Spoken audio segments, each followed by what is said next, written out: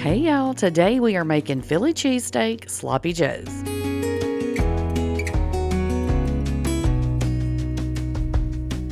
All right, to start out with, we're going to go ahead and get our veggies prepped.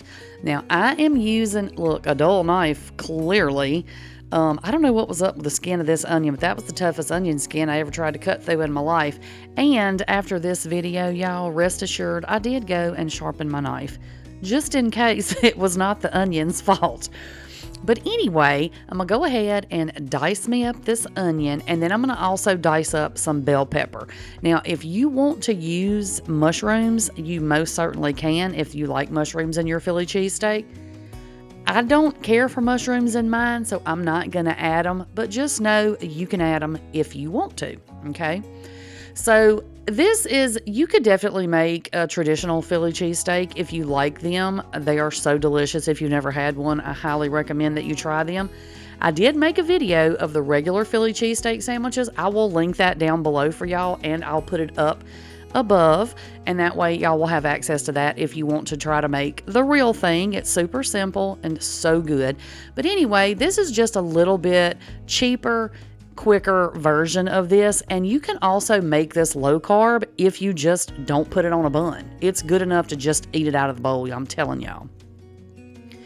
All right, now that we got our little veggies all prepped up, I'm going to go ahead and to a pan on my stove, I'm going to go ahead and get some ground beef cooked up, okay? Now, a lot of times I cook my vegetables with my ground beef, but for this, because we're not going to like cook it a long time afterwards, and I like my vegetables soft, I'm going to cook them separate, okay? But you could certainly throw it all in there together if you want to. So I'm just going to get this meat browned up, and then once my meat is all browned, I'm going to drain it, and then I'm just going to reuse this pan for the next step in this cheesesteak journey that we're taking together. Now look, I never said this was authentic, so y'all don't come for me and tell me I put cheese whiz on it and all that other stuff. This is how I make mine. This is the way I like mine. You make yours with whatever cheese you want to, okay? All right. So once you've taken your meat out of the pan, just leave it over there draining or whatever it's doing. And then you're going to take about 2 tablespoons of butter and melt those in your skillet.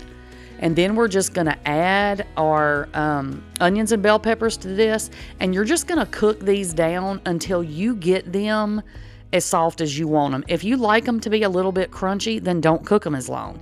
If you like them to be softer, then cook them till they're soft. And don't worry about the stuff on the bottom of the pan. We're going to get all that up at some point, okay? So I went ahead and added just a little bit of salt and pepper at this stage of the cooking. Just a little salt and pepper.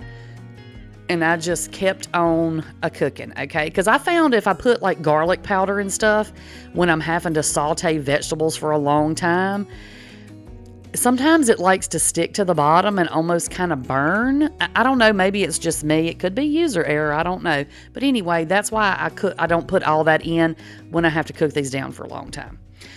Okay, once your veggies get as soft as you want them, go ahead and add your ground meat back in there and just mix it up. And I don't know if I said it, that's probably a little over a pound. All you need is a pound, but I never measure when I split mine into Ziploc bags.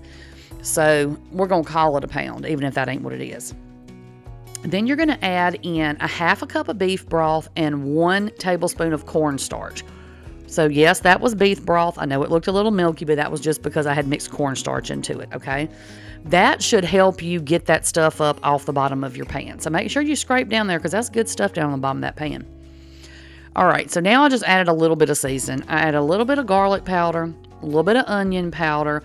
I don't add a whole lot of extra stuff to this just because I like it to taste the way that it's going to taste. You know what I'm saying? Like I don't want it to taste like another kind of seasoning.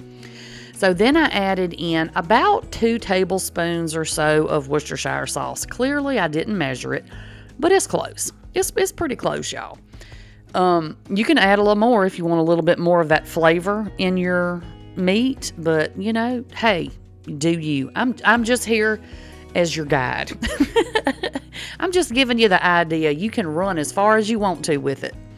So anyway, I just cooked that up. Just get everything good and mixed in. Let that liquid kind of absorb into your meat or cook into your meat. And then this is another thing that's completely optional. I add in, that's probably about a quarter of a cup of mozzarella cheese. You don't have to. You certainly do not have to. It is not going to make a difference whether you add this or not. But I just kind of like that little bit of gooey cheese in the middle of these. And it's not much, obviously, because that's a tiny bit of cheese for that huge pan of meat. But I use provolone when I make my Philly cheesesteak, so that's what I'm using on this too. And if you've ever used provolone, it doesn't melt as well, to me anyway.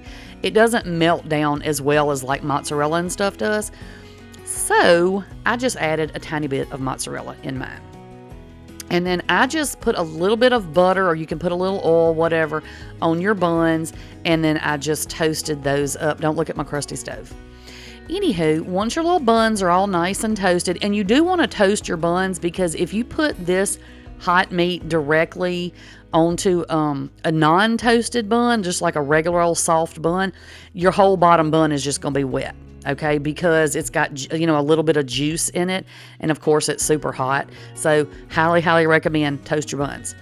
Then you just add a little bit of meat on there, and then I added a slice of provolone, and then I take a metal bowl and flip it upside down over the top of my little plate just to let the steam kind of melt that cheese down. And that's all there is to it. Now, if you want it way more melted, you can pop it in the microwave if you want to. Completely up to you. But this is it. Y'all, these things are so dang good. And they're so simple to throw together. Like, super, super easy. And I never really liked regular sloppy joes, but these I could eat every day. And then here is what you can do if you are looking for something low carb. Just put it in a bowl, melt your cheese over the top, and that's it. All right, that is all I've got for y'all today. I will catch y'all on the next one. Bye, y'all.